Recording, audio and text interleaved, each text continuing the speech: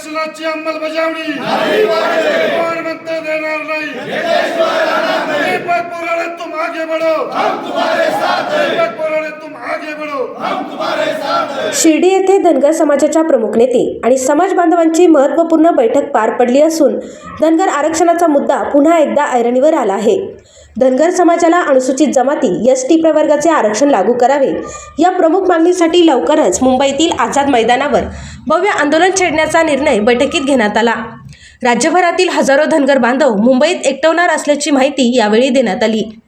सरकारने यापूर्वी दिलेल्या आश्वासनांची आठवण करून देत माजी उपमुख्यमंत्री देवेंद्र फडणवीस यांनी दिलेला शब्द पाळावा अशी मागणी धनगर नेते दीपक बोराडे यांनी केली।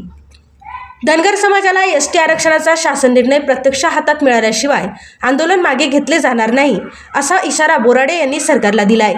आरक्षणाच्या लढाईत सर्व धनगर नेत्यांनी एकत्र येऊन सक्रिय सहभाग नोंदवावा असे आवाहनही त्यांनी यावेळी केले। संविधानानुसार देश चालतो त्या संविधानानुसार धनगर जमातीचा समावेश एसटीमध्ये केलेला आहे। याची अंमलबजावणी व्हावी म्हणून कित्येक दशकांपासूनचा हा लढा सुरू आहे। 17 सप्टेंबरला जालन्याच्या आंदोलनाच्या क्रांतीच्या भूमीतून आम्ही हा मुक्ती संग्रामाचा लढा सुरू केला होता।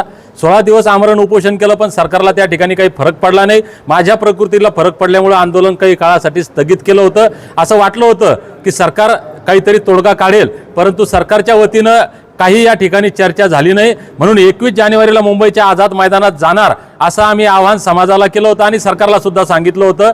21 तारखेला धनगर समाज देशाच्या राज्याच्या नाही तर जगाच्या इतिहासात इतक्या मोठ्या प्रमाणात आंदोलन होणार आहे याची भीती फडणवीस सरकारला बसली। म्हणून हे आंदोलन दडपण्यासाठी 16 तारखेच्या रात्री राज्यभरामध्ये हजारो बांधवांना नोटिसा पाठवल्या, जालना जिल्ह्यात कर्फ्यू लावला। 17 तारखेच्या रात्रीपासून म्हणजे सकाळपासून माझ्यासह शेकडो बांधवांना अटक केली। मला त्या ठिकाणी कोर्टात नेलं।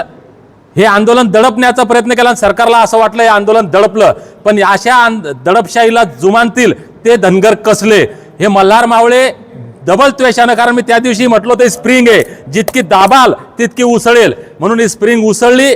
मल्हार मावळे 21 तारखेला मुंबईच्या आझाद मैदानात आले। मी ज्या ज्या ठिकाणी जाईल त्या त्या ठिकाणी कर्फ्यू लावत राज्यभरात हजारो पोलिसांनी नाकेबंदी करत मलाही अटक करण्याचा प्रयत्न केला। प्रत्येक रेल्वे स्टेशनला, बस स्टँडला, चौकात मल्हार मावळ्यांना पोलिसांनी अटक केलं। तरी सुद्धा हजारोंच्या संख्येनं मल्हार मावळे मुंबईत आले। हजारोंच्या संख्येनं मल्हार मावळ्यांना अटक करून मुंबईच्या वेगवेगळ्या पोलीस स्टेशनमध्ये नेलं, तिथं जागा मिळाली नाही तरी हजारो मल्हार मावळे आझाद मैदानात आले। मी सुद्धा पोहोचलो। आम्ही काही करू शकतो, आम्हाला दाबण्याचा प्रयत्न करू नका हे सांगण्यासाठी या सरकारच्या दडपशाहीला झुगारत आझाद मैदानात गेलो। परंतु आम्ही कायद्याला मानतो, पोलिसांचा आदर करत, माननीय उच्च न्यायालयाचा आदर करत आम्ही त्या ठिकाणातून शांततेनं परत आलो। त्या दिवशी आम्ही पोलीस प्रशासनाला, सरकारला सांगितलं की येणाऱ्या काळात परत आम्ही परवानगी मागणार आहे। मागच्या वेळेसही मागितली, तुम्ही दिली नाही, तुम्ही अन्याय केला आमच्यावर। यावेळेस परत परवानगी मागतोय आणि परत, कारण आमचा आवाज, आमच्या वेदना, आमचं दुःख, आमचा आक्रोश हे सांगण्याचा आम्हाला अधिकार आहे, संविधानिक अधिकार आहे आंदोलन करण्याचा। तो मुंबईच्या आझाद मैदानात ती जागा कोर्टानंच दिलेली आहे, त्यानुसार आम्ही त्या आझाद मैदानात येणार आहे। ती तारीख ठरवण्यासाठी, ते नियोजन ठरवण्यासाठी आज शिर्डीमध्ये बैठक पार पडली। सर्व भावना, समाजाच्या भावना आहेत की 10वी 12वीच्या परीक्षा झाल्या पाहिजे।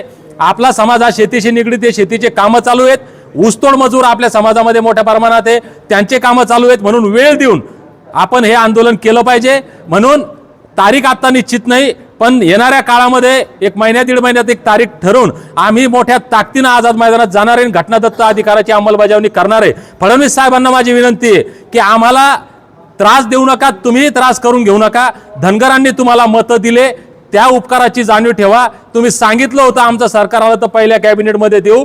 धनगरांनी तुमचं सरकार बनवलं, पण गेल्या 11-12 वर्षामध्ये तुम्ही धनगरांना फसवण्याचं काम केलंय। आता ही फसवणूक थांबवा, आमच्या लेकरा बाळांचं कल्याण करा, आम्हाला मुंबईत येण्याची वेळ येऊ देऊ नका। प्रमुख मागणी काय आहे? आमची एकच मागणी आहे, ज्या 47 जमातींची लिस्ट आहे एसटीची, त्या 36 नंबरला आम्ही आहोत। बाबासाहेबांनी दिलेलं अमृतरूपी आरक्षण ते तुम्ही कैद केलंय, ते मुक्त करा। जे वचन फडणवीस साहेबांनी बारामतीमध्ये दिलं होतं लाखो धनगरांसमोर, ते पाळा। जे वचन देशाचे पंतप्रधान नरेंद्र मोदी साहेबांनी पंढरपूरमध्ये लाखो समाज बांधवांसमोर दिलं होतं, ते वचन पाळा। धनगरांच्या उपकाराची जाणीव ठेवत एसटी आरक्षणाची अंमलबजावणी धनगरांना करून आमच्या लेकरबाळांचं कल्याण करा। या आंदोलनात इतर धनगर नेत्यांनी देखील यासाठी काय आव्हान तुम्ही कराल? निश्चितपणे ही लढाई एकट्याची कुणाचीही नाही, ही लढाई आमची नाहीये, ही लढाई आमच्या लेकराबाळांच्या कल्याणाची आहे, धनगरांच्या अस्तित्वाची, धनगरांच्या स्वाभिमानाची.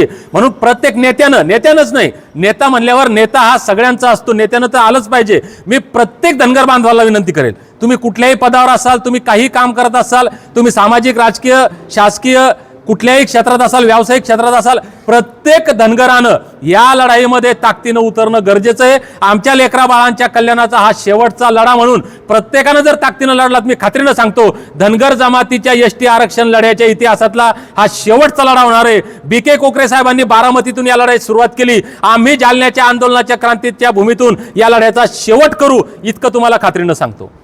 शिर्डी या पवित्र नगरीमध्ये धनगर या समाजाच्या एसटी आरक्षणाची अंमलबजावणी व्हावी यासाठी राज्यस्तरीय बैठकीचे आयोजन केले होते. या बैठकीमध्ये राज्यातील विविध जिल्ह्यातील प्रतिनिधी या ठिकाणी उपस्थित होते. आज दीपकराव बोर्डे यांच्या नेतृत्वाखाली बैठक संपन्न झाली.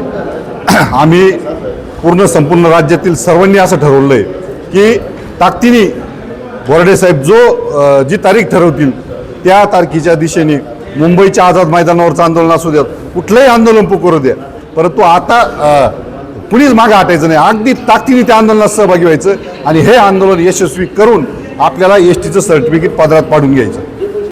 प्रतिनिधी मोबिन खान, माय न्यूज, शिर्डी. मानवता देणार नाही. दीपक बोराडे तुम आगे बढ़ो, हम तुम्हारे साथ हैं. दीपक बोराडे तुम आगे बढ़ो, हम तुम्हारे साथ हैं.